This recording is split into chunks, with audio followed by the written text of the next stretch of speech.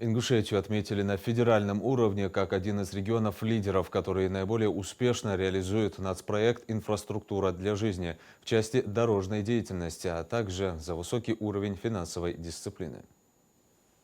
Итоги работы и достижения региона в этом направлении озвучили на 19-м международном форуме и выставке «Транспорт России», который проходит в эти дни в Москве. Мероприятие проводится в рамках ключевого отраслевого события страны «Транспортная неделя-2025», организованного Минтранспорта РФ. Награду вручили премьеру Ингушетии Владимиру Сластенину, который принимает участие в форуме в составе нашей делегации вместе с представителями Минавтодора Республики. Махмуд Али Калиматов прокомментировал это событие. «Для нас это не просто награда, а признание большого труда регионального Минавтодора, дорожников, муниципальных команд, всех, кто ежедневно делает дороги республики лучше и безопаснее». Как отметил заместитель председателя правительства Российской Федерации Марат Хуснуллин, Ингушетия практически полностью выполнила план по укладке дорожного покрытия на региональных и местных дорогах. А самое главное, нам удалось снизить количество погибших в ДТП более чем на 21%. Дороги стали ровнее и безопаснее, что отразилось на снижении аварийности. Это показатель, за которым стоят человеческие жизни, значит, все делается не зря.